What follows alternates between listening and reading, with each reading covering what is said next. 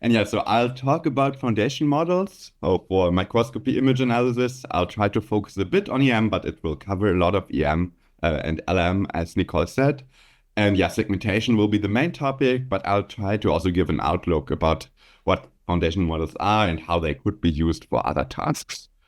But yeah, so to get started, right? I mean, probably most of you care about deep learning and image analysis since you turned up to this call. But if some of you still need convincing, right? So the kind of questions that I get asked often by collaborators or other local researchers working with EM data, other microscopy data is this question here or some variation of it, right? So I've acquired a number of EM volumes with different conditions, like wild type for different genetic knockouts, let's say of mitochondrial genes. And then they need to somehow quantify the change in morphology due to the knockout, right? Is there a significant change or not? And I mean, we can do this manually, but of course this has limitations, right? So in this case, 50 volumes actually quite a lot, right? So this would be just quite time consuming. And also the just manual comparison of morphology can be quite biased, right? So either it's only done subjectively or you have to somehow measure things manually. So all of this is of course not ideal. And for kind of larger tasks, right, manual analysis is not even possible at all, right? So we need to somehow automate this task.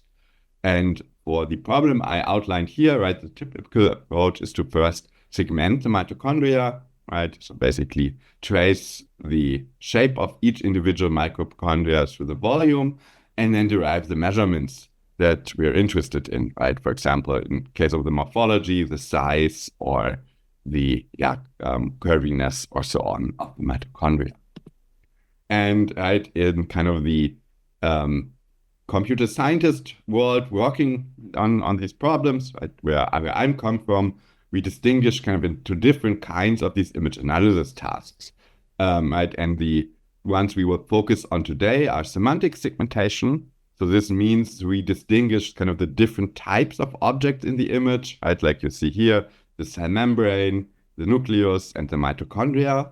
But in this case, we are not distinguishing individual entities. And so this is the case in instance segmentation, where we distinguish kind of each individual entity of a given type. Right? Like you see here, all the cells in the EM volume. And then we also have classification tasks, or if we have time series tracking tasks, but I'll not focus on this in the talk today.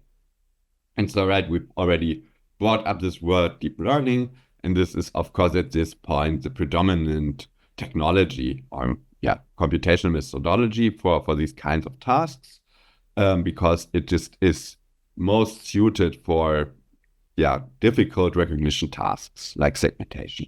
And so the idea there is, right, that we have our input image, our input volume. We have this, what we call deep neural network, just basically a sequence of image filters that process the input and gradually turn it into the desired output, like here, the segmentation of the boundaries in the EM image. And of course, here what you see is the typical unit network.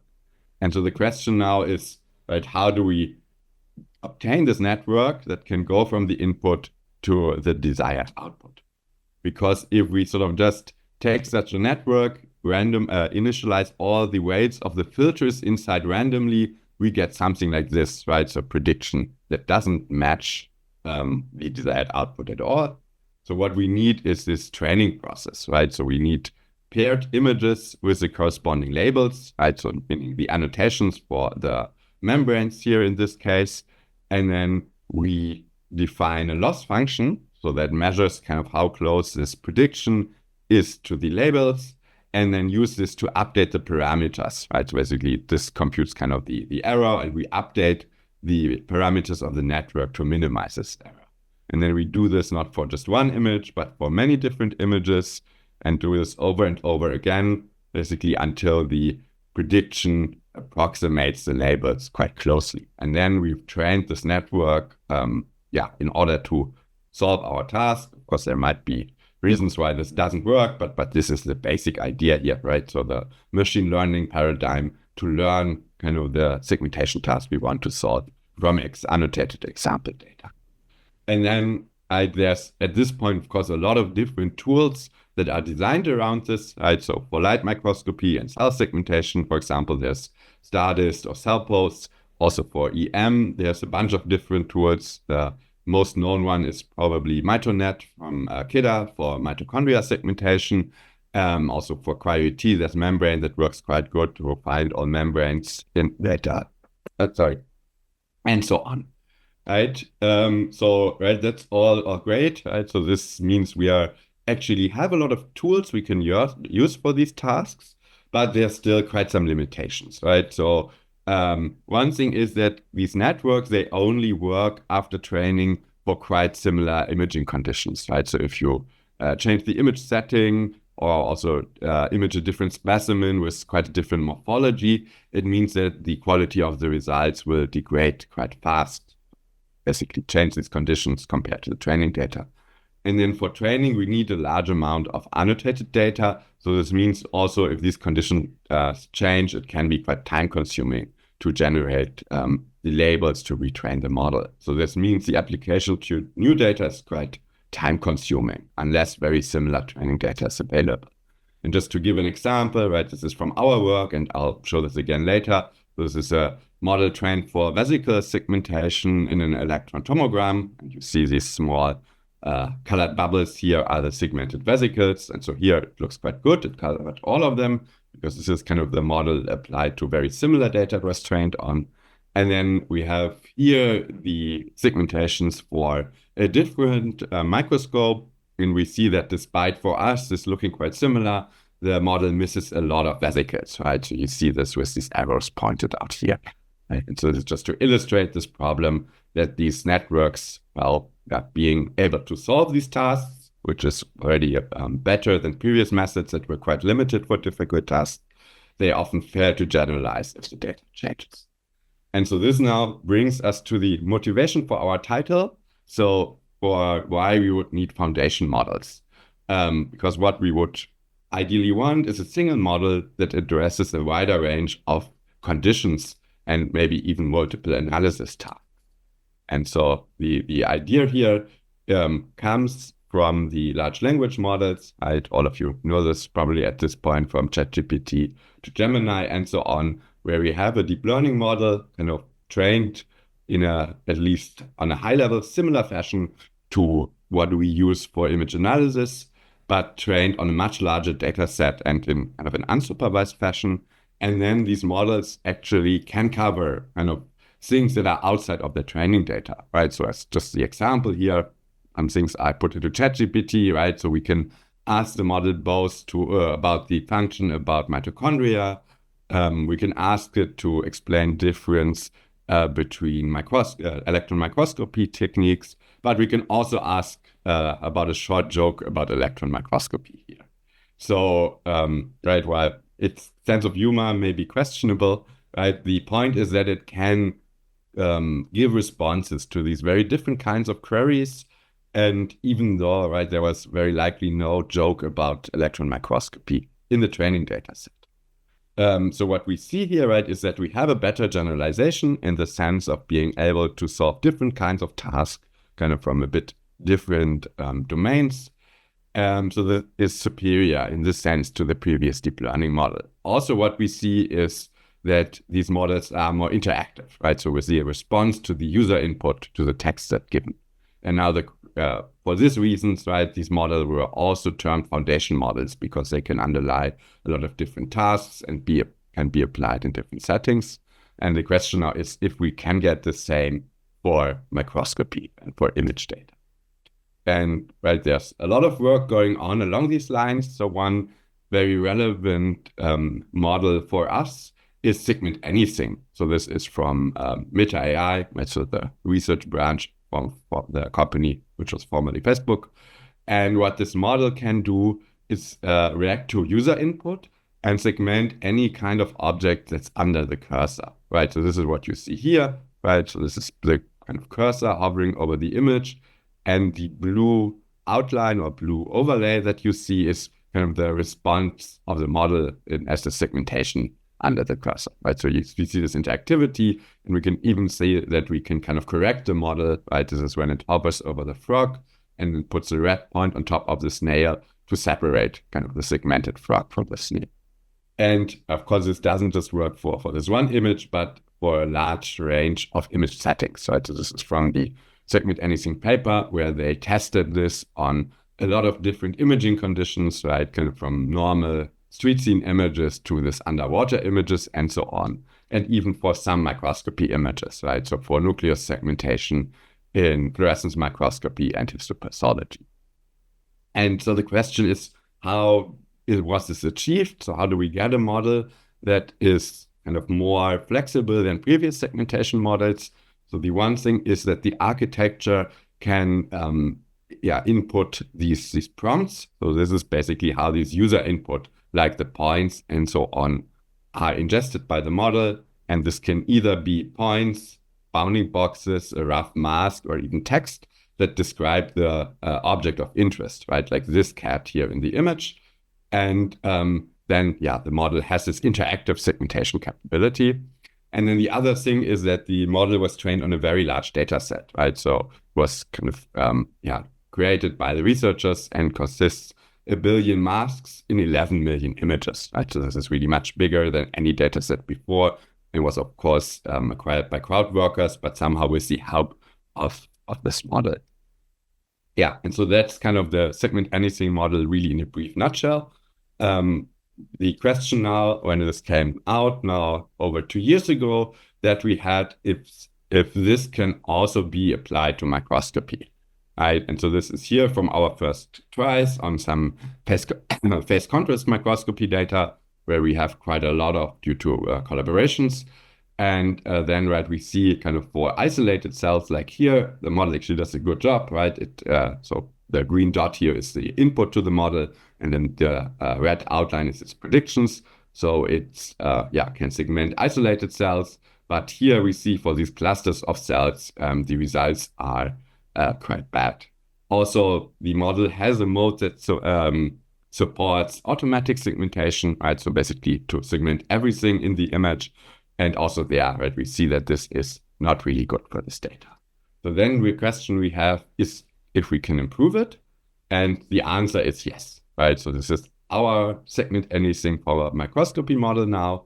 And we'll see more about this in a second, but we can already, right, see the clear improvements here where it can segment individual cells and where also the automatic segmentation does a very good job in picking up most of the cells correctly. Yeah, so then this brings us to our work, right? So this is the main project of my PhD student, Andre. And so in this, right, on our Segment Anything for microscopy project, what we want to do is to evaluate and especially improve Segment Anything model for microscopy.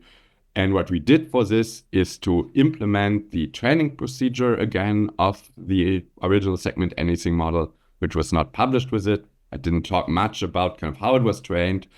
But sort of this is a bit more complex training procedure compared to traditional model because it needs to simulate kind of this interactive annotation. I don't want to go into too much detail here for time reasons, but this was really a bulk of the work. And then we also added a new part to the model for this automatic segmentation task, right? Basically, so this task to just go from the image to the segmented object you see here, right? And so in this diagram over there, we can see this denoted here with the segmentation decoder, which takes kind of the output from the biggest chunk of the model. So this is image encoder that just processes the image and then predicts the instance segmentation, like the cells. So these were two of the main things we did from the methods point of view. And then we assembled a very large data set from already published images and annotations and retrained the model based on this. So in particular for light microscopy, we had around 50,000 images with over 1 million annotated cells in them from different modalities.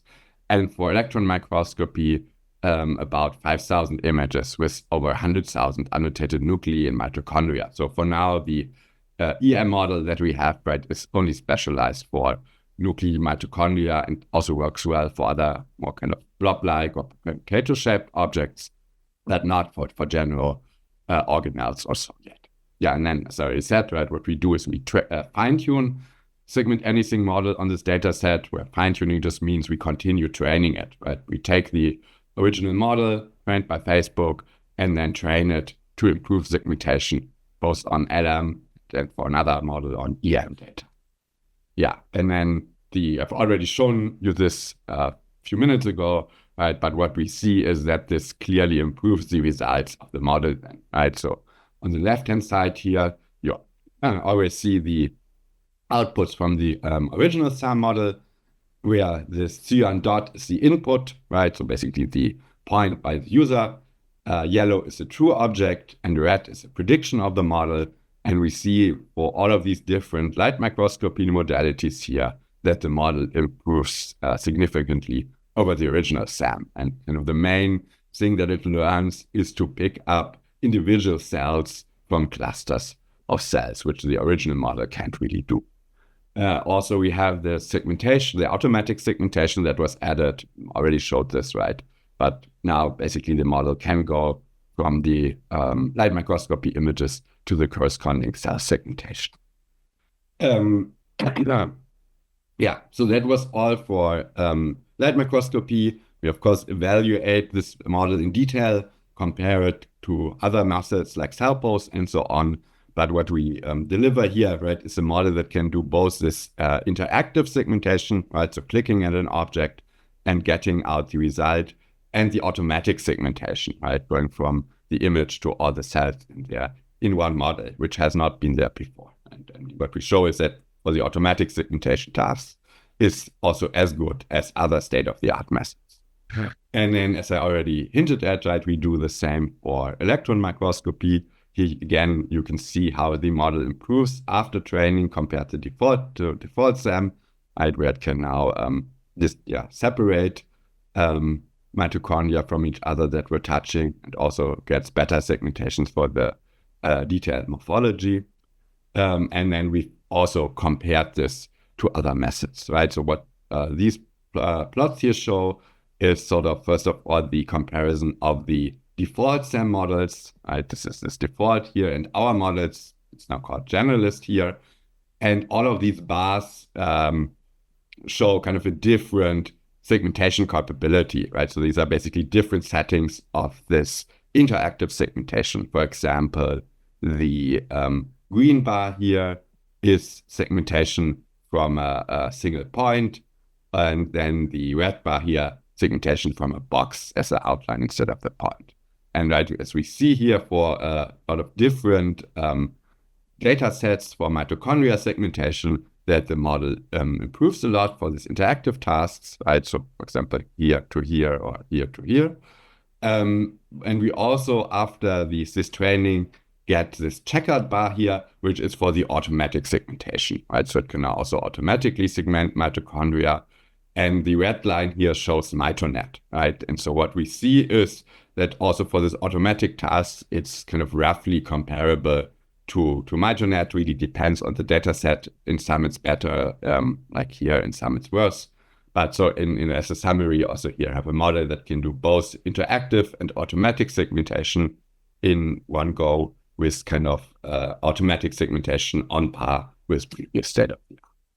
Another thing that we did is to extend these models to 3D, right? So the original segment anything model could only work on 2D data, and we did a quite naive extension where we process the volumes kind of slice by slice, and then merge the results over these slices. And so here, right, you see the example for the automatic 3D segmentation, here for mitochondria, and here for cells in confocal microscopy. Yeah, so these are kind of the main experiments and kind of computational methods that we provided in our work. But then we, of course, need to make it usable, right, so that it can actually be employed to speed up generalist tasks. And this is where this microsam plugin comes in. This is our user-friendly tool that's implemented as a Napari plugin.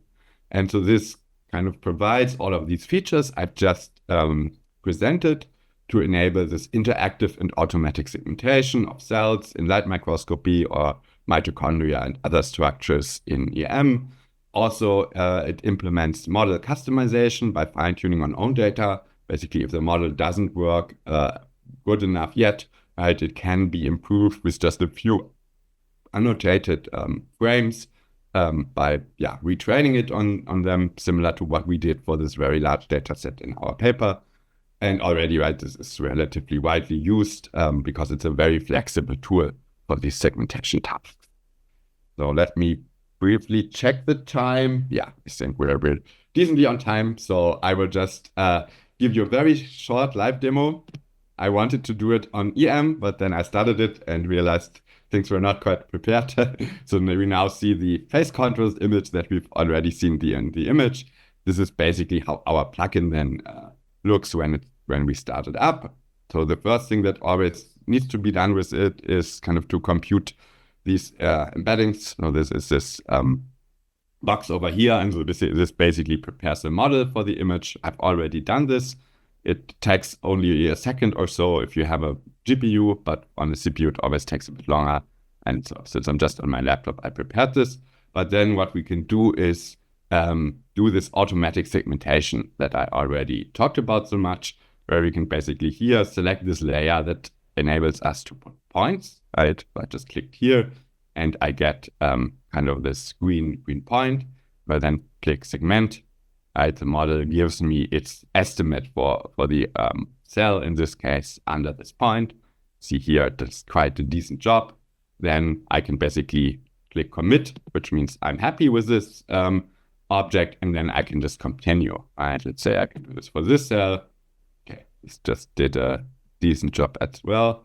I can also do it here. Yeah, and here we see, right, that it didn't get the whole cell, just kind of parts of it, because it is much bigger. And then we can basically iteratively add points until we're happy. So here we see, right, we add a second point and it does a good job. And then, just very briefly, right, we can also use other kinds of prompts, right, like the boxes here, do the same with the segmentation. And we can also do multiple objects at once. Right? So now I can basically do this, and then it will give me a mask for each of these. So this is the interactive segmentation. And as I already said, we can also do the automatic segmentation.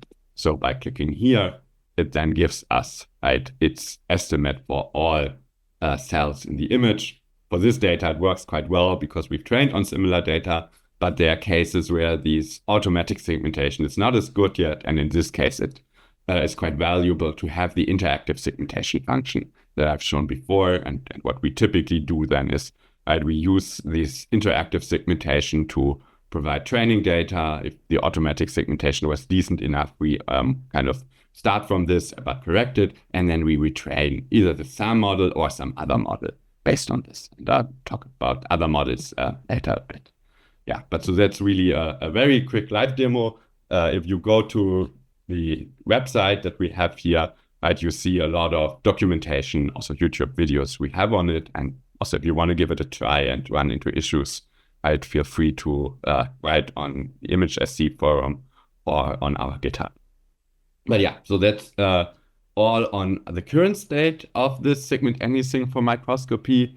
We're of course still working on it, which what kind of the goal to turn it into a true foundation model, also for electron microscopy segmentation, where basically we want to have a larger and especially more diverse data set that then also enables segmentation of other organelles. Like I said, right now, it can be used for any kind of organelle, but it's still quite a challenge to do more complex shapes like Golgi or ER with it. And then, and I'll come to this, the next thing is that we also want to use the SAM2, so the more recent version of the segment anything model, which can actually now deal with videos and volumes. And so ultimately, right, our goal here is to build a universal model for microscopy segmentation and some related tasks. Yeah, so I already mentioned this, right? So this is kind of the new version of segment anything model that was published now about a year ago by Meta Research. And so now what this can do is also segment objects in videos. And even in their paper, right, they tested it here for a microscopy tracking task where it tracks, I guess these are bacteria over time in this video. And yeah, so that's kind of now much better than what we do to go to videos or volumes where we just naively trained them. So this model now basically can see the whole video and should improve the 3D segmentation quite a lot. And so we started already to work on this, right? So these are our preliminary results for kind of fine-tuning the segment anything model 2 for mitochondria segmentation. Right, so this is now similar to these plots I showed before, but just with a single segmentation setting, right, where we start basically from one of these box prompts and then segment mitochondria in 3D. And we see that, right, kind of SAM and SAM2 do an okay job, but this fine-tuning really improves a lot, right? So this is what we get from our microsam model, right? So what you can currently use in Napari, but then with microsam2, it improves quite decently here for this task. And since this is relatively easy, right, the mitochondria have a relatively simple shape, we think that for more difficult tasks, this improvement due to SAM2 will be much more significant. And so we hope that in a few months, so towards the end of the year, we'll be able to release this model that gives an even better 3D segmentation. Is there a question? Okay, and we have time for questions at the end, I think. So I'll just quickly continue to go through the rest. And I'll talk a bit about other projects in the lab related to EM, but maybe first, right, kind of a general point, right? We've seen this segment anything from microscopy model. So we are very proud of this and also use this in a problem, but it's not a kind of one size fits all solution yet. And so there's kind of a few reasons for this, but so one thing is that this model is quite large. That means it has a lot of parameters in order to cover this wide range of conditions that it was trained for, which makes it less efficient than the more traditional unit-like architectures I've showed in the beginning. And at this point, the model only can process 2D images, so we don't really have 3D context. Again, I've hinted at SAM2 right now, so this will change in the future, but at this point, this is the limitation of this model. So we are not quite there at this kind of universal one model that can be used for any tasks. So what we typically do is kind of for small image data, we just see if our microsam model works out of the box, right? So basically, if the automatic segmentation is good enough without any adaptation, that's often the case, right? So then we can just use it and it have solved the tasks. But if kind of the image conditions don't match the training data, then, right, we will still need to improve the model, which we typically do with this interactive annotation capability in microsam, and then we train a custom microsam model on top of it, right? So basically improving it with a few images and then use this model to solve the task. However, if we have kind of larger image data or also volumetric data, right, then we typically annotate this with microsam, right, on small crops, but then we train a specialized model like this units I've shown in the beginning to actually fully automate the task, right? And so this is kind of how we now in practice deal with these kinds of problems to create a sort of custom model that works well for a task as quickly as possible. I just want to give kind of one example for this. So this is a lot of data we have locally here is room temperature electron microscopy of synapses, right, where we see here a section from a tomogram, and then we want to segment the individual structures in there, right? Mitochondria, the synaptic compartments, the vesicles, and even the active zone, right? So basically the surface of the synapse. And so just to give more and more specifics about this, right? So in this project, what we actually had was for the vesicles, a lot of annotations already, right? So around 120,000 annotated vesicles in 350 tomograms. So for this, we could directly basically train a model because these were done over almost a decade, right, by the team we collaborated with, and they just used them kind of for their analysis. But then for mitochondria and for compartments, we didn't have any annotations, so used microsam to create this, and then got this model that can now segment vesicles, can segment the compartments, and so on. So this is kind of just to give a bit more concrete example how these techniques fit together, maybe as like a 2-minute outline. So there's also other kinds of methodology we develop in the lab to address this problem that models don't really work well if the imaging conditions change. And in this case, this is domain adaptation. So there, the idea is that we can actually improve a model for new data by training it on its own predictions. So this sounds maybe a bit counterintuitive, right? Like the dog chasing its own tail, but with like some tricks, this actually works quite well. So basically we filter out for only confident predictions. So then the idea is with this, we can improve a model that works decently well for different conditions already, right? As you see here, this is the image I already showed in the beginning, where this is a model applied to the same conditions, where it finds all vesicles. This is the different conditions where it still kind of works, but misses quite a lot of vesicles. And with this domain adaptation techniques, it actually improves on the new condition without additional training data, right? So this is kind of 2 examples of this you see here now. So this is the one I just showed, right? So this is the initial model. This is the after domain adaptation where it finds all vesicles. And here we see the same for cryo-electron tomography. So quite different imaging domain where it goes from this initial result to this result. Yeah. So this is just kind of another part of methodology we develop to deal with this limited generalization of models. Now, kind of for this synapse task, we've also built a tool around this that enables kind of this automated analysis of synapses in electron tomography, or more general, also in volume EM. Don't want to go into too much details now, just in case this is interesting for anyone. Right, here's also the link to it. And kind of the idea behind this domain adaptation is a bit more general, of course, and could be applied whenever you have a good trained model already. And this is more or less right an alternative to this microsam approach, which works quite generic, right, where you still have to annotate some data. And here, if you have a good network already, you may be able to improve it enough to solve your task without annotations. Yeah, and now, I mean, I could add a lot more here, but right, just to say that we use all of these tools now on a regular basis in the lab for collaborations for kind of a lot of different modalities, right? Like nucleus segmentation in volume EM for the volume of a whole lava, mitochondria and crystal segmentation, electron tomography. But then, right, we also have a lot of light microscopy projects. So this is neuron segmentation in light sheet microscopy of a cochlea.